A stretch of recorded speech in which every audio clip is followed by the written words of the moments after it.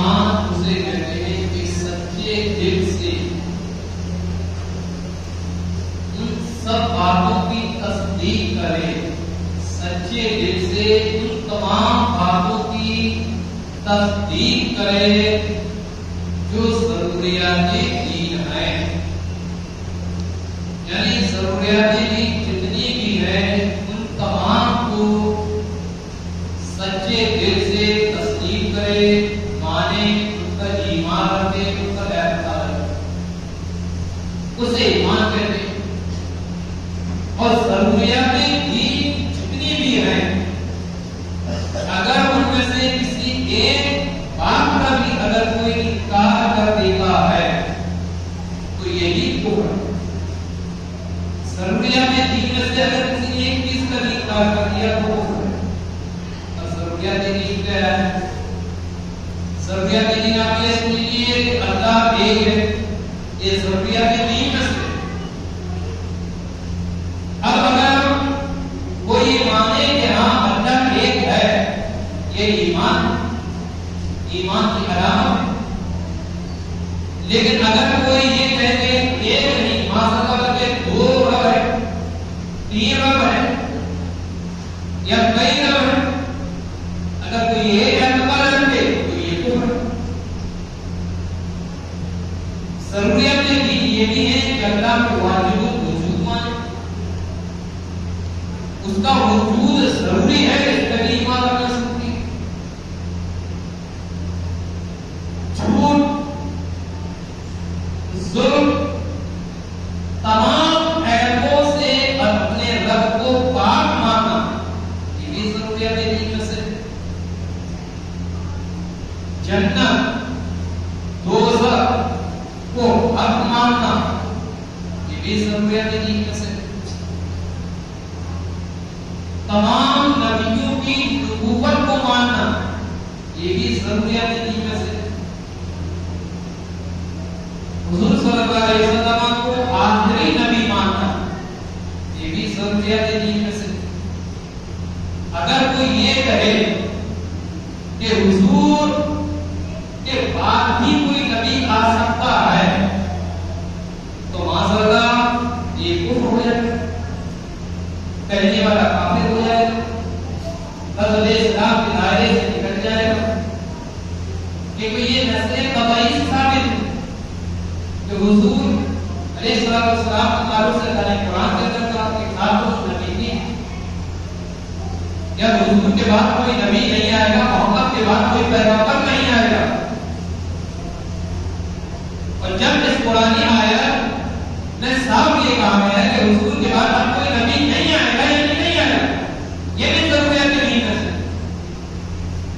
اس کے علاوہ نبی پاک صلی اللہ علیہ وسلم نے خود بھی کہا انا خاتم النبیین، انا خاتم النبیین لا نبی بعد، کہ میں آخری نبی ہوں، میرے بعد کوئی نبی نہیں آ سکتا ہے، کوئی نہیں آ سکتا۔ یہ بھی ضروریات دین میں سے ہے کہ ہاں یقیناً حضور کے بعد اب کوئی دوسرا نبی نہیں آ سکتا، یہ ضروریات دین میں سے، یہ ایمان کی علامت ہے۔ اگر وہ کوئی یہ کہہ رہا کہ آئے گا تو کافر کفر ہو جائے،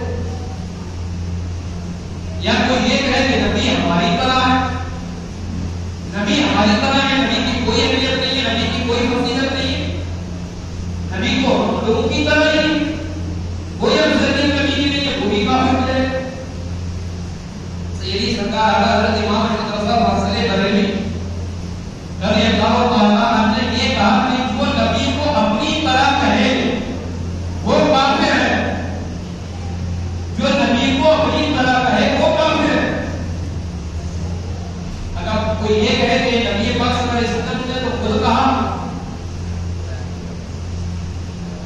کہ میں تمہاری طرح ہوں، قرآن نے اعلان بھی کیا کہ قل انما انا بشر مثلکم، اے نبی آپ فرما دیجیے کہ میں تمہاری طرح بشر ہوں۔ آپ فرمائیے میں نہیں، تو اگر میں نے کہہ دیا تو سند بن جائے، آپ کہیے کہ میں تمہاری طرح بشر ہوں۔ اگر کوئی یہ دلیل مانتا ہے کہ نبی نے خود کہا کہ میں تمہاری طرح بشر ہوں، تو کس نے کہا کہ یہ بھی کسے کہا یہ بھی دیکھنا ضروری ہے. مومنوں کو حضور نے نہیں کہا، مسلموں کو حضور نے نہیں کہا تھا کہ میں تمہاری طرح بشر ہوں، بلکہ کفار و مشرکین سے کہا تھا حضور نے کہ میں تمہاری طرح بشر ہوں. اور جب مومنین کی بات آئی، جب مسلمانوں کی بات آئی، جب کفار مکہ ایک طرف تھے تو نبی نے یہ کہا میں تمہاری طرح بشر ہوں. لیکن جب مومنین کی جب باری آئی تو حضور نے فرمایا ایہم مثلی، کون ہے تم میں میری طرح، کون ہے تم میں میری طرح؟ صحابہ کرام نے کہا صحابہ کی طرح. ابو جہل نبی پاک صلی اللہ علیہ وسلم کے بارے میں کہا محمد تم سے زیادہ بدصورت میں نے کسی کو نہیں دیکھی، تم سے زیادہ بدصورت میں نے کسی کو نہیں دیکھا. میرے نبی نے فرمایا صدقت یا ابا جہل، اے ابو جہل تم نے صحیح کہا. صدیق اکبر رضی اللہ تعالی عنہ یا رسول اللہ میں نے دنیا میں آپ سے زیادہ خوبصورت کسی کو نہیں دیکھا. نبی پاک نے فرمایا صدقت یا ابی بکر، یا ابا بکر، اے ابو بکر تم نے صحیح کہا. صحابہ کرام حیرت میں پڑ گئے کہ ابو جہل جب آیا کہا آپ سے بدصورت کوئی نہیں ہے، نبی نے فرمایا تم نے سچ کہا. صدیق آیا یا رسول اللہ سے زیادہ کوئی خوبصورت نہیں ہے، تو نبی نے یہ کہا کہ ابو بکر تم نے سچ کہا. تو دونوں کا کیا معاملہ ہے؟ تب نبی پاک صلی اللہ علیہ وسلم نے فرمایا کہ میں آئینہ ہوں، جو میرے سامنے آ کر مجھ سے بولتا ہے وہ خود اپنی صورت دیکھ رہا ہے. جب ابو جہل میرے سامنے آیا تو میں آئینہ تھا. ابو جہل نے اپنے آپ کو مجھ میں دیکھا کہ ابو جہل سے بدصورت کوئی نہیں ہے. صدیق نے جب مجھے دیکھا تو صدیق سے خوبصورت کوئی نہیں ہے. تو صدیق نے مجھے دیکھا کہ یا رسول اللہ سے زیادہ کوئی خوبصورت نہیں ہے، یعنی صدیق سے بہتر کوئی دنیا میں نہیں. تو نبی پاک نے یہ کہا میں تمہاری طرح بشر ہوں، تمہاری طرح انسان ہوں. کوئی مومنین کو نہیں کہا. اب اگر کوئی یہ کہے کہ ہم بھی ہماری طرح ہیں، نبی نے کہا، تو پھر ہمارا شمار مومنین میں ہرگز نہیں کر سکتا ہے، بلکہ کفار مشرکین میں کرنا ہوگا. اگر مومنین میں کرنا ہوگا تو یہ کہہ رہے ہیں رسول پاک صلی اللہ علیہ وسلم ہم سے افضل ہے. اگر مسلمان ہوگا یہ کہے گا کہ نبی ہم سے اعلیٰ ہے. اگر مسلمان ہوگا تو وہ یہ کہے گا نبی کریم صلی اللہ علیہ وسلم سے بہتر ہے، ہم سے ہر بات سے اچھے ہیں. ارے وہ نبی ہماری طرح کیسے ہو سکتے ہیں صاحب؟ جو نبی اگر کھانے پینے میں تھوک دے تو میٹھا ہو جائے، اور جو نبی کو اپنی طرح کہے اگر وہ تھوک دے تو پانی چوپٹ ہو جائے. وہ نبی ہماری طرح کیسے ہو سکتے ہیں کہ اگر ڈوبے ہوئے سورج کی طرف انگلی اٹھا دے تو وقت کے اثر پر آ جاتا ہے، ڈوبا ہوا سورج واپس آ جاتا ہے. اگر جو نبی کو اپنی طرح کہے ان سے کہو کہ آؤ سورج کو واپس کر کے دکھاؤ، کیونکہ یہ تمہارے باپ نے بھی کوشش کری تھی کہ سورج کو واپس کرتا ہے. جب حضرت ابراہیم کے سامنے نمرود اکڑا تھا تو اس نے یہی تو کہا تھا کہ خدا کون ہے؟ ابراہیم نے کہا میرا خدا وہ ہے جو سورج کو پورب سے نکالتا ہے. اگر تو خدا ہے تو پچھم سے نکال. حضرت ابراہیم نے کہا کہ میرا خدا وہ ہے جو سورج کو پورب سے نکالتا ہے، تو خدا ہے تو پچھم سے نکال. نہیں نکال سکتا. نبی پاک صلی اللہ علیہ وسلم تو اللہ رب العزت نے مجھے سب بتا دیا. سو قیامت تک کیا ہونے والا ہے ہمارے نبی نے تب سب بتا دیا. کوئی چیز ایسی نہیں ہے جو نبی نے نہ بتائی ہو، ہر چیز بتا دی، ہر چیز. تو اگر کوئی یہ کہے کہ نبی ہماری طرح ہے تو سمجھ لینا اس کا شمار کس میں ہوا ہے. کیونکہ یہ نبی نے کفار سے کہا تھا، مومنین سے نہیں کہا. ہمارا ایمان، ہمارا عقیدہ، ہماری شریعت، ہمارا دھرم، ہمارا مذہب،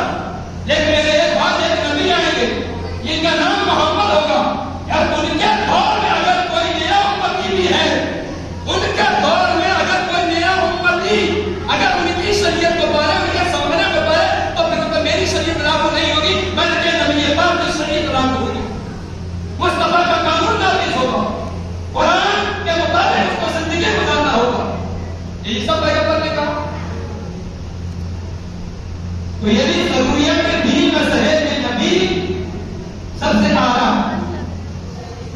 اس کے علاوہ جنت، دوزخ، قیامت، حساب کتاب، ان تمام چیزوں کو حق مانے، یہ بھی ضروریات دین میں سے. عزیزان محترم، تو یہ ایمان کو ہم نے سمجھ لیا کہ ایمان کیسے کہتے ہیں؟ جو ضروریات دین ہیں. ضروریات دین بتا دیا، اللہ ایک ہے، واجب الوجود ہے، ہر عیب سے پاک ہے، جنت دوزخ حق ہے، محمد صلی اللہ علیہ وسلم اللہ کے نبی ہیں، اللہ کے رسول ہیں، آخری نبی ہے. یہ ایمان ہے. اور اگر ان چیزوں میں سے کسی بھی بات کا انکار کر دے تو یہ کفر ہے. اس کے علاوہ مسلمان ہونے کے لیے یہ بھی شرط ہے کہ زبان سے کسی چیز کا انکار نہ کرے. ایمان کہتے ہیں دل کے سچے اور پکے رہے، اور تصدیق کہ دل سے تصدیق کرے، دل سے مانے کہ اللہ ایک ہے. تو دل میں بھی اللہ ایک ہے اور زبان میں بھی رب ایک ہے. ایسا نہ ہو کہ دل میں اللہ ایک ہے، زبان سے کچھ اور ہو، کہ یہ بھی شریعت کے ساتھ بیگار ہوگا، شریعت کا مذاق کر رہا ہوگا کہ دل کا تو رب کو ایک مان رہا ہے لیکن زبان سے کئی کا اعلان کر رہا ہے، تو یہ بھی کفر ہو جائے گا. جس طریقے سے اللہ کو ایک دل سے مان رہا ہے تو زبان سے بھی اسے اعلان کرنا ہوگا کہ اللہ ایک ہے. کسی ایسی چیز کا انکار نہ کرے جو ضروریات دین سے ہے. اگر باقی باتوں کا اقرار کرتا ہو، اگرچہ کوئی ایک ہے جس صرف زبان سے انکار ہے، دل میں نہیں. بہت سے لوگ یہ نہیں کہتے نا، ارے بھائی ایسا ہے، دل میں تو میں مانتا ہوں نا، زبان سے تو کچھ بھی کہہ دوں، زبان سے کیا دل سے میں مانتا ہوں میں مسلمان، اور زبان سے کچھ کہہ دوں. تو دل سے جس طریقے سے ماننا ضروری ہے، ایسے بھی ایمان کا نام ہی ہے کہ دل سے تسلیم کر لینا. مسلمان ہونا ایمان کی علامت یہ ہے کہ دل سے تسلیم کر لینا، دل سے مان لینا، اس میں ایمان کرنا. لیکن زبان سے اقرار یہ بھی ضروری ہے. بلا اقرار شرعی، اس کو بھی سنیں گے آپ، یہ تھوڑا سا بڑا جملہ ہے، ہو چکا ہے. بلا اقرار شرعی مسلمان کلمہ کفر صادر نہیں کر سکتا. وہی شخص ایسی بات مجھ پر لائے گا جس کے دل میں اتنی وقت ہو کہ جب چاہے انکار کر دیا، اور ایمان تو ایسی تصدیق ہے جس کے خلاف کی اصلاً کوئی گنجائش نہیں. جس کا مطلب یہ ہے بلا اقرار شرعی، یعنی بغیر مجبوری کے اگر کوئی کلمہ کفر زبان سے نکالتا ہے تو اسلام سے خارج ہو جائے گا، اسلام سے نکل جائے گا بغیر مجبوری. اب اگر مجبوری ہے، کسی نے گلے پہ چھری رکھ دی، کان پہ گولی لگا دی، یا مارنے کے لیے تیار ہے کہ اس کو ختم کرنا ہے. اس آج حالات دیکھ رہے ہیں نا، بہار ہو، یو پی ہو، دربھنگا ہو، کتنی ایسی مثالیں جو جہاں یہ کہا گیا ہے کہ تمہیں یہ کہنا پڑے گا، کہو اگر تم نہیں کہتے ہو تو ہم تمہیں مار دیں گے، ہم گولی چلا دیں گے، ہم تمہارا گھر الگ کر دیں گے. تمہیں یہ کہنا پڑے گا. کیا کہنا پڑے گا؟ شریعت کے خلاف. کیا کہنا پڑے گا؟ ضروریات دین ہیں ان کے خلاف. کیا کہنا پڑے گا؟ یعنی یہ سمجھیے ایسا جملہ کہنا پڑے گا جو اسلام سے میں باہر کر دیتا. ایسا جملہ کہو، اگر کوئی مجبور کر رہا ہے کہو، اگر نہیں کہتے ہو بس تمہیں قتل کر دیں گے. یہ کہو کہ ہم اللہ ایک نہیں مانتے، یہ کہو کہ ہم محمد کو رسول نہیں مانتے، یہ کہو ہمارا دین اسلام نہیں ہے، یہ کہو، اگر نہیں کہتے تو تمہیں مار دیں گے. تب شریعت کی جانب سے کیا جواب آتا ہے کہ اگر حالت مجبوری ہے، اگر آپ کو مجبور کیا جا رہا ہے کہ یہ کلمات ادا نہیں کرتے ہو تب آپ کو مار دیا جائے گا. اور آپ کو پکا یقین ہے کہ اگر آپ یہ نہیں کہتے تو یقیناً یہ مار دے گا، یقیناً یہ مار دیں گے. اب شریعت کی جانب سے اذن ہے، شریعت مطالعے کی جانب سے رخصت ہے کہ ایسی حالت میں تم اپنی زبان سے کلمہ کفر ادا کر سکتے ہو.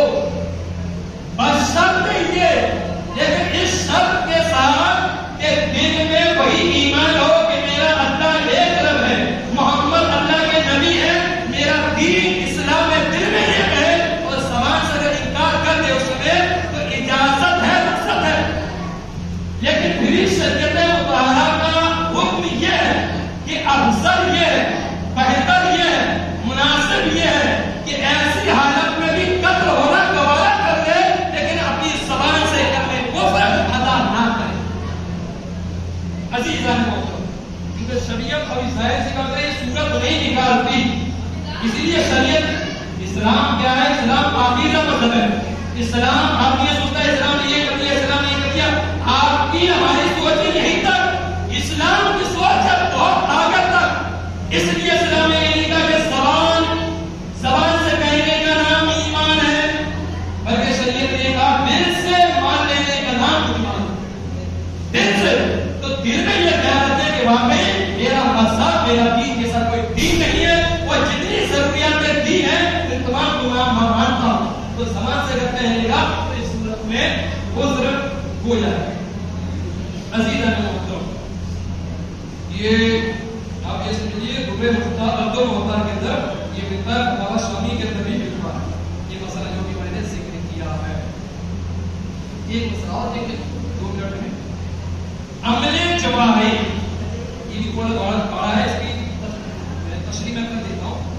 عمل جواہر داخل ایمان نہیں، البتہ بعض اعمال جو قطعاً منافی ایمان ہو ان کے مرتکب کو کافر کہا جائے گا، جیسے بت یا چاند کو سجدہ کرنا. عمل جواہر اس کا مطلب ہوتا ہے بدن کے جو اعضاء ہوتے ہیں، ہر جسم کے جو اعضاء ہوتے ہیں، آنکھ ہوا، پیر ہوا، آنکھ ہوئی، سر ہوا، ماتھا ہوا، پیر ہوا، جسم کا کوئی حصہ ہوا، کوئی اعضاء ہوا.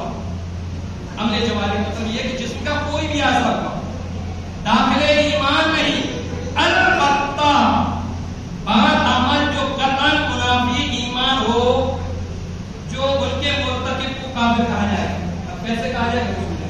جیسے بت یا چاند کو سجدہ کرنا، کسی بت کے آگے سجدہ کر لیا اس کو بھی کافر کہا جائے گا. چاند کو سجدہ کر لیا اس کو بھی کافر کہا جائے گا. سورج کو بھی سجدہ کر لیا اس کو بھی کافر کہا جائے گا. قتل نبی یا کسی نبی کو قتل کرنا اس کو بھی کافر کہا جائے گا. یا نبی کی توہین کر دیا، کم و بیش 1,24,000 یا تقریباً 2,24,000 انبیاء کرام ہیں. اگر ان میں سے کسی کی بھی توہین کر دیا، ادنا معمولی سی بھی اگر توہین کر دیا تو یہ اسلام سے نکل جائے. یا مصحف شریف، مصحف کا مطلب کیا ہوتا ہے؟ قرآن شریف. یا مصحف شریف کی توہین کر دیا، قرآن مقدس کی توہین کر دیا. کیسا توہین کر دیا؟ ارے یار یہ آیت کی کوئی اہمیت نہیں، اس آیت کو میں نہیں مانتا، معاذ اللہ، اس قرآن کو میں نہیں مانتا، معاذ اللہ. اپنے ہی لوگوں میں آپ یقین کریں، اپنے ہی لوگوں میں کہ میں بحث نہیں کرتا ہوں. اس سے بحث نہیں کرتا ہوں، اس جاہل اور اس گوار سے بحث میں نہیں کرتا ہوں. میں تو یہ بولتا ہوں کوئی نہ کرے کہ شریعت کو نہ سمجھے. آپ نے کہا شریعت کا یہ حکم ہے، ٹھیک ہے، اور آپ کو معلوم ہے کہ جس کے سامنے میں بحث کر رہا ہوں یہ اتنا بڑا گدھا ہے کہ یہ ہدایت یہ کہے گا کہ اس کو میں نہیں مانتا، اس قرآن کو میں نہیں مانتا، اس شریعت کو میں نہیں مانتا، یا اس حکم کو میں نہیں مانتا. تو آپ کے لیے بہتر اور مناسب ہے کہ یہ سب سے ہرگز بحث نہ کریں، ہرگز بحث نہ کر سکے. بلکہ آپ بحث کرو تو آپ کا اپنا خود ایمان کا طریقہ پڑے گا. کئی لوگ ہیں، کئی لوگ جو یہ کہتے ہیں اس چیز کو میں نہیں مانتا، اس چیز کو میں نہیں مانتا. اور آپ یقین کریں خدا کے گھر میں بڑا ہوا ایسی چیزیں میں نے سنی، اس کو میں نہیں مانتا. اب تو نہیں مانتا لیکن اسلام بھی اب تجھے نہیں مانتا. تو نہیں مانتا نا اس کو، قرآن کو نہیں مانتا، اس آیت کا حکم نہیں مانتا، اس شریعت کا مسئلہ نہیں مانتا، تو اسلام کہتے ہیں تو مجھے نہیں مانتا تو میں تجھے نہیں مانتا. وسیع رضوی نے یہی تو کہا تھا، کیا کہا تھا؟ اس قرآن کو میں نہیں مانتا، اس آیتوں کو میں نہیں مانتا. ان 26 آیتیں یہ کہا کہ قرآن میں صحیح نہیں ہے، ان کو نکال دیا جائے. اسلام نے کہا اچھا تو آیتیں نکالے گا، تو کیا آیتیں نکالے گا؟ اس سے پہلے باپ دادا نے کوشش کری، آج ابھی اسلام کو نکالنے لگا، ہم تجھے نکالتے ہیں، ہم تجھے نکالتے ہیں، تو ہمیں کیا نکالے گا؟ ہم تجھے نکالتے ہیں. اسلام نے اسے ایسا نکالا کہ آج تک در کی ٹھوکریں کھا رہا. کہاں چیئرمین صاحب وقت بورڈ کا چیئرمین بڑے بڑے آفیسر کو سلوک ٹھوکتے تھے، سر چیئرمین. لیکن اللہ نے ایسا ذلیل کیا ہے، ایسا ذلیل کیا ہے کہ یہ ویڈیو میں اس کی سن رہا تھا انٹرویو میں کہ روڈوں پہ لکھا ہوا تھا، ارے میں نے یہ دھرم قبول کر لیا، اس کے باوجود بتاؤ سناتنی دھرم مجھے وہاں نہیں رہے، مجھے قبول نہیں کرتے. ایسے ہی ذلیل ہوگا. اللہ جسے چاہے عزت دے اور ہم جسے چاہے عزت دے.